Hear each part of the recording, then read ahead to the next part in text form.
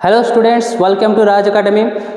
तो बच्चों, हमने सीबीएसई बोर्ड एग्जाम के लिए प्रैक्टिस सेट का शुरू कर चुके हैं। तो आज की इस वीडियो में 2023-24 में आया हुआ स्टैंडर्ड पेपर का सॉल्यूशन करेंगे। तो चलिए देखते हैं पहला क्वेश्चन क्या है। And here is the first question, the number of polynomials having zeros -3 and 5। यहाँ पे दोनों जीरो हमें गिवन है पॉलिनोमियल का। तो ये पूछ रहा है कितने नंबर्स ऑफ पॉलिनोमियल होंगे।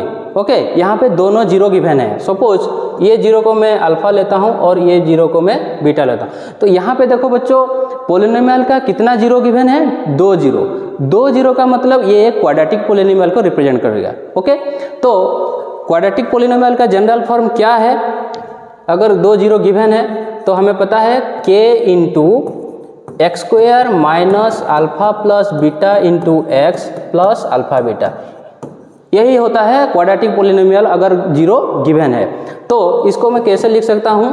k into x square minus alpha की जगह क्या है -3 प्लस बीटा की जगह है 5। Okay, into x plus alpha into beta that is -3 into 5। समझ में आ गया? तो ये क्या होगा?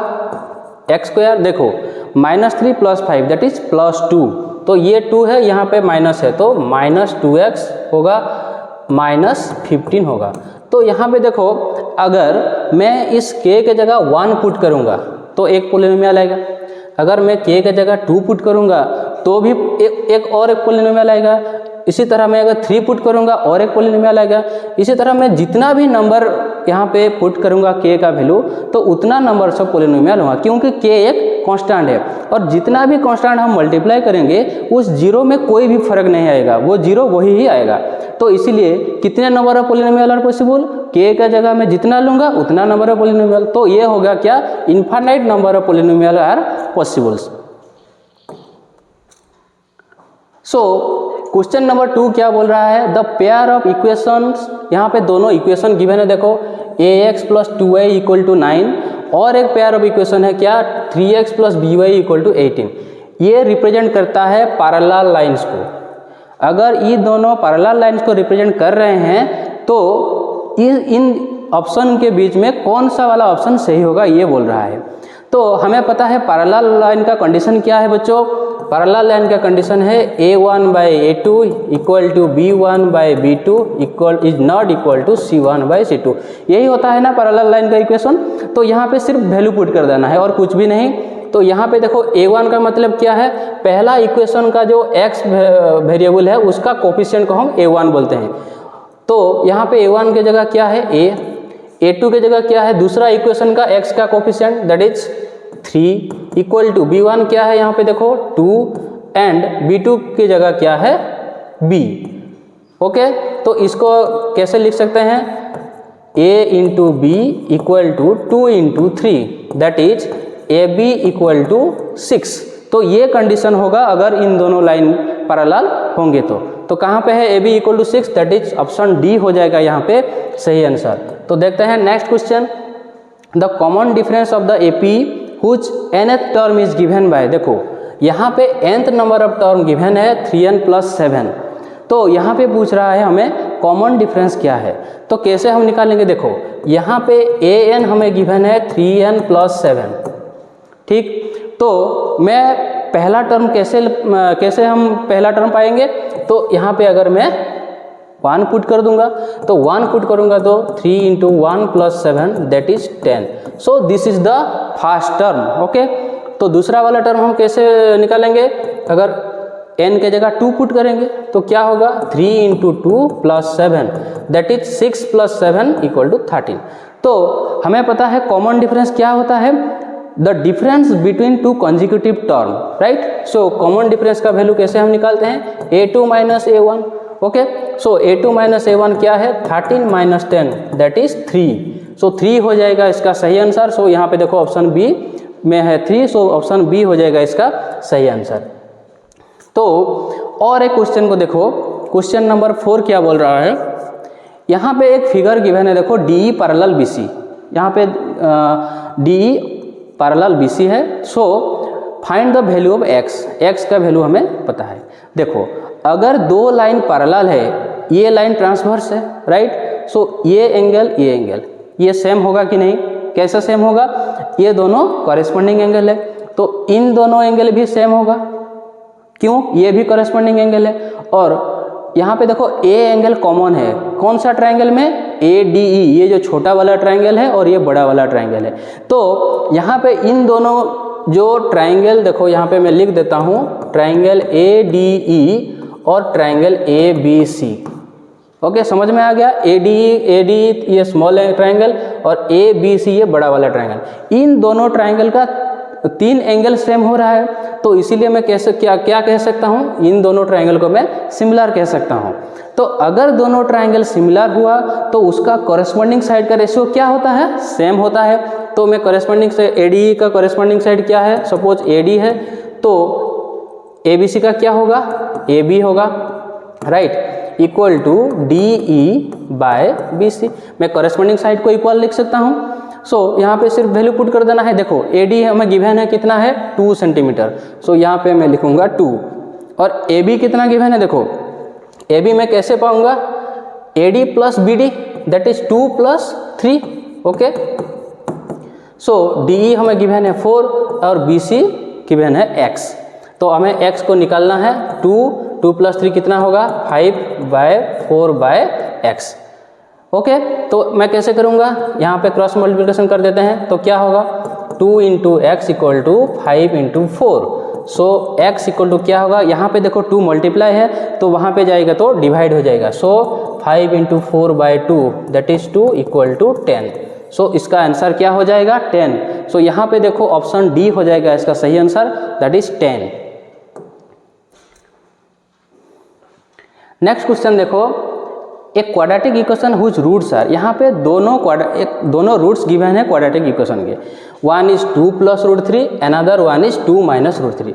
तो दोनों रूट अगर गिवन है तो क्वाड्रेटिक इक्वेशन कौन सा वाला बोल रहा है। सपोज मैं इसको अल्फा लेता हूँ और इसको बीटा लेता हूँ, right.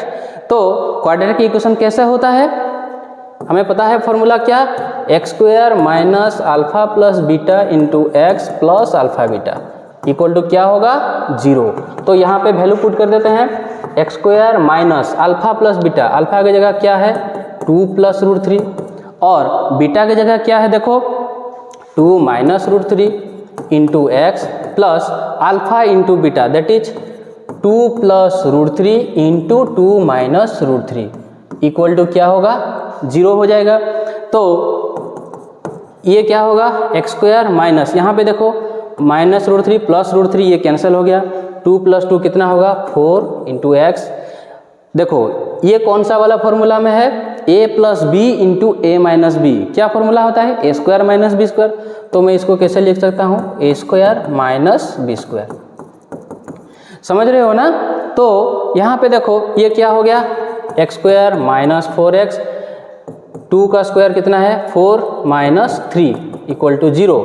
So the final equation is x² - 4x 4 - 3 that is 1 equal to 0. So this is the final equation, x² - 4x + 1 that is option A हो जाएगा इसका सही आंसर।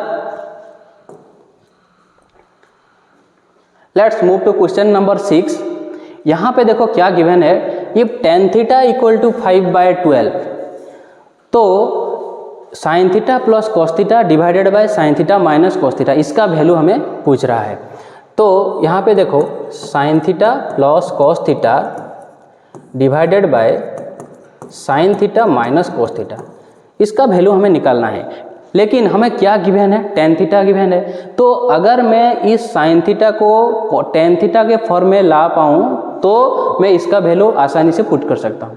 तो sin θ को मैं कैसे tan θ के फॉर्म में लाऊंगा, देखो हमें पता है tan θ का फॉर्मूला क्या है, sin θ cos θ। तो यहाँ पे sin θ है तो कैसे tan θ होगा, अगर मैं cos θ को डिवाइड कर दूंगा तो मैं tan θ लिख सकता हूँ। तो यहाँ पे बोथ न्यूमरेटर और डिनोमिनेटर में हम क्या करेंगे, cos θ को डिवाइड कर देंगे। तो डिवाइड करने से क्या होगा, देखो sin θ cos θ plus cos θ cos θ। Okay, so ये होगा कितना, sin θ cos θ minus cos θ cos θ।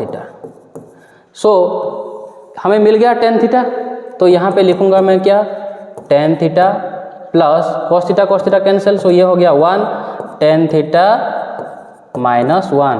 अब मैं इस वैल्यू को सिर्फ पुट कर दूंगा, क्या होगा, इस वैल्यू को अगर मैं पुट करूंगा तो यहाँ पे देखो टेन थीटा का वैल्यू क्या है, टेन थीटा का वैल्यू 5/12 है। सो 5/12 प्लस 1 डिवाइडेड बाय 5/12 माइनस 1।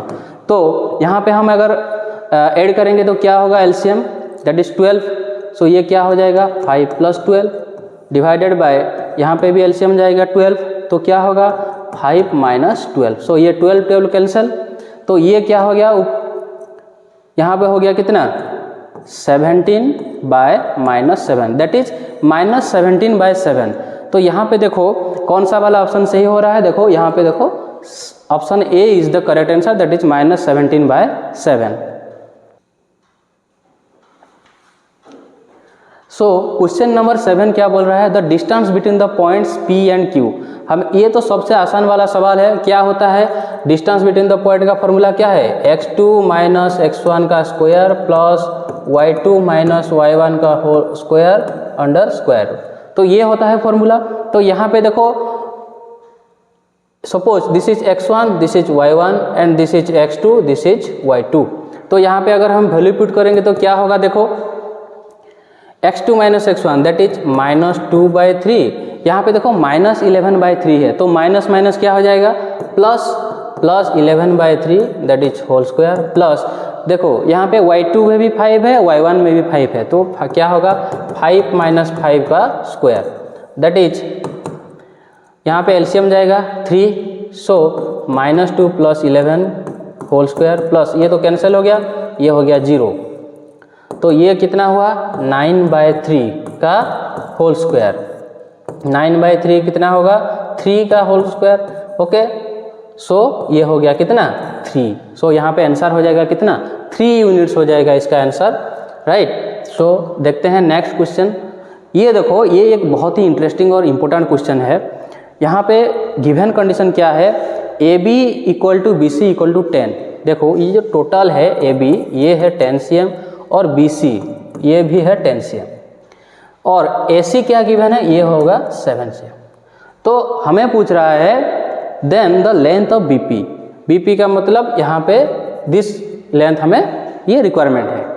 तो हम एक थ्योरम जानते हैं क्या, अगर एक्सटर्नल पॉइंट से दो टेंजेंट ड्रॉ करेंगे तो वो टेंजेंट दोनों का लेंथ सेम होता है, ये थ्योरम 10.2 है। तो अकॉर्डिंग टू थ्योरम 10.2 यहाँ पे देखो AP = AR होगा कि नहीं, ये दोनों tangents from the external points. So suppose इसको मैं x लेता हूँ, तो अगर ये x हुआ तो ये भी x होगा।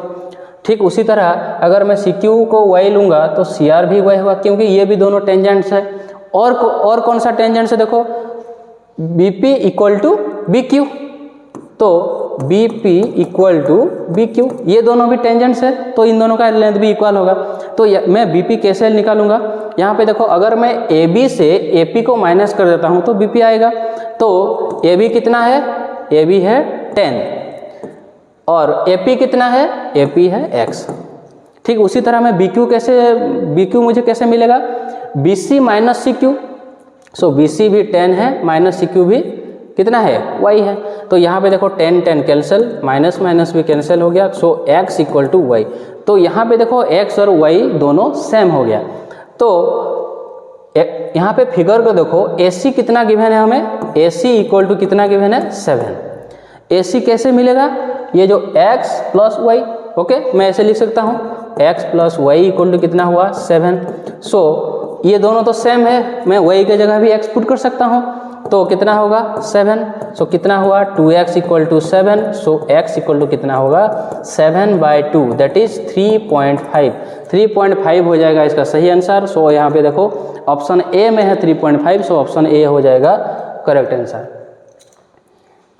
और एक इम्पोर्टेंट क्वेश्चन देखो यहाँ पे, water in a river which is 3 metre in deep. Suppose ये एक रिवर है, रिवर कौन सा वाला शेप होता है, कीवर्ड शेप होता है, राइट। तो इसका 3 मीटर इन डीप, तो इसका मतलब क्या है, इसका एज हो गया 3 मीटर। ओके मैं क्वेश्चन को डिकोड कर रहा हूँ। 40 metre wide that is suppose breadth, इसको हम लेते हैं 40 मीटर। ओके, तो यहाँ पे water is flowing at the rate of 2 kilometre per hour. तो वाटर का स्पीड दे रहा है हमें 2 किलोमीटर पर आवर, यानी 1 घंटा में 2 किलोमीटर वाटर जाता है। तो वो पूछ रहा है how much water will fall into the sea in 2 minutes. तो 2 मिनट में कितना पानी आएगा। तो suppose this is the sea. Okay, यहाँ पे 2 मिनट में कितना पानी जाएगा, उसका वॉल्यूम जितना उतना ही पानी जाएगा। तो क्यूबर्ड का वॉल्यूम का फॉर्मूला क्या होता है, क्यूबर्ड का वॉल्यूम का फॉर्मूला क्या होता है, L into B into h होता है। हमें ऑलरेडी बी और एच पता है, तो यहाँ पे सिर्फ लेंथ निकालना है। लेंथ कैसे निकालेंगे, वो 2 मिनट में कितने डिस्टेंस मूव करता है वही होगा उसका लेंथ। तो यहाँ पे हम जानते हैं क्या स्पीड का फॉर्मूला क्या होता है, स्पीड का फॉर्मूला क्या होता है, डिस्टेंस बाय टाइम। ओके, तो मुझे यहाँ पे क्या निकालना है, डिस्टेंस कितना मूव कर रहा है 2 मिनट में। तो डिस्टेंस इक्वल टू कितना होगा, डिस्टेंस इक्वल टू ये टाइम यहाँ पे आएगा तो मल्टीप्लाई होगा। सो स्पीड इंटू क्या, टाइम। तो स्पीड के जगह कितना पुट करेंगे, देखो 2 किलोमीटर पर आवर, लेकिन हमें पूछ रहा है 2 मिनट्स में क्या होगा, और यहाँ पे हमें गिवन है मीटर। तो यहाँ पे मैं किलोमीटर पर आवर को मीटर पर मिनट में कन्वर्ट कर दूंगा। तो क्या होगा, 2 किलोमीटर यानी 2000 मीटर बाय 1 आवर यानी 60 मिनट्स इनटू टाइम क्या गिवन है, देखो 2 मिनट्स। तो यहाँ पे मैं 2 पुट कर दूंगा। तो ये कितना हो गया डिस्टेंस, देखो ये 6 यहाँ पे 3। सो डिस्टेंस कितना हो गया 200 बाय 3 मीटर। तो ये जो डिस्टेंस मुझे मिला ये तो होगा उसका लेंथ, राइट। तो अब क्या करेंगे, वो वॉल्यूम निकालेंगे। वॉल्यूम का फॉर्मूला क्या है, L into B into H. So L के जगह मैं क्या पुट करूँगा 200 बाय 3। ओके, और B के जगह क्या पुट करूँगा 40, H के जगह क्या पुट करूँगा 3। तो यहाँ पे 3 कैंसिल आउट, तो इसको हम मल्टीप्लाई करेंगे तो क्या होगा 8000, राइट, 8000 CM3। तो 2 मिनट में कितना पानी समुद्र में जाएगा, 8000 मीटर क्यूब। सो यहाँ पे देखो ऑप्शन सी हो जाएगा इसका सही आंसर। सो नेक्स्ट मूव करते हैं नेक्स्ट क्वेश्चन की ओर। ये क्वेश्चन को बच्चों अच्छी तरह से देखना, क्योंकि ये एक स्टैटिस्टिक्स का एक इम्पोर्टेंट क्वेश्चन है और हर साल ये क्वेश्चन रिपीट होता है। तो ऐसा वाला जितना भी क्वेश्चन मिले आप लोग प्रैक्टिस कर लेना एग्जाम के लिए। देखो यहाँ पे क्या बोल रहा है, मीन एंड मीडियन हमें गिवन है 12 और 15। तो हमें पूछ रहा है मोड कितना है। हमें जो पता है मीन मीडियन और मोड के बीच में रिलेशन है क्या, mode equal to 3 median minus 2 mean. That is यहाँ पे वैल्यू पुट कर देंगे 3, मोड कितना है, देखो यहाँ पे मीडियन कितना है, मीडियन है 15 माइनस 2 इंटू मीन कितना है 12। So this is 45 minus 24। सो ये हो गया 21 हो जाएगा इसका सही आंसर। सो ऑप्शन बी होगा इसका सही आंसर। सो स्टूडेंट्स, अगर आप लोगों को वीडियो अच्छा लग रहा है तो अपने दोस्तों के साथ शेयर कीजिए और हमारे चैनल से जुड़े रहिए ताकि आप लोगों की बोर्ड की प्रिपरेशन अच्छी हो सके। Thanks for watching.